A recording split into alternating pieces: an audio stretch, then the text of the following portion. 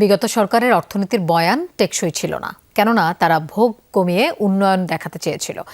তবে বিএনপি সরকার বিনিয়োগ টানার পক্ষে, তাহলে অর্থের লেনদেনও বাড়বে, একথা জানিয়েছেন প্রধানমন্ত্রীর অর্থ ও পরিকল্পনা উপদেষ্টা রাশেদ আল মাহমুদ তিতুমির। এ সময় ব্যবসায়ী নেতারা সরকারকে অর্থনীতি আপাত চাপ সামাল দেওয়ার পরামর্শ দেন।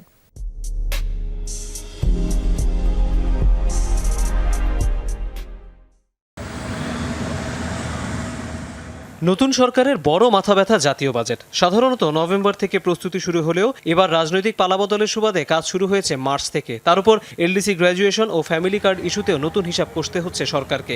এক দশকে সর্বনিম্ন পর্যায়ে নেমেছে বেসরকারি বিনিয়োগ।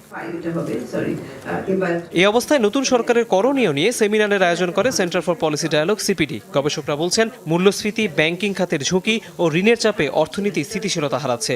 রপ্তানি বহুমুখীকরণ করতে হবে, এটা একটা ন্যাশনাল স্ট্র্যাটেজিক প্রায়োরিটি হতে হবে। শুধুমাত্র তৈরি পোশাক খাতের উপরে নির্ভর করে একটা দেশের রপ্তানি খাত টিকে থাকতে পারে না। একেবারে যেখানে না নিলেই নয় এবং যেখানে high economic and human returns আছে সেই জায়গাটাতে শুধু আমরা ডেটটা নিতে পারবো। আর তার সাথে এখন যে ডেট স্টক পাইল হয়ে গেছে, যে স্টকটা আছে, এটা রিনেগোশিয়েট করতে হবে।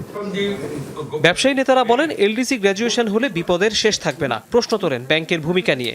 ব্যাংক তার বুকস ক্লিয়ার করার জন্য রিশিডিউল করে দিচ্ছে, কিন্তু প্রবলেম সলভ করছে না। 6 মাস 2 মাস এরকম করছে। আপনার রিশিডিউলের পাশাপাশি আপনাকে রিফাইন্যান্সও করতে হবে।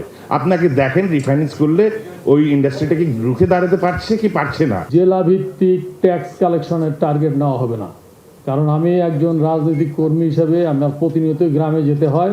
আমি দেখি ওখানে এমন অনেক মানুষ আছে যাদের অনেক বিত্ত বৈভব, কিন্তু ট্যাক্স নেটের বাইরে আছেন এবং তারা কোনো ট্যাক্স দেন না।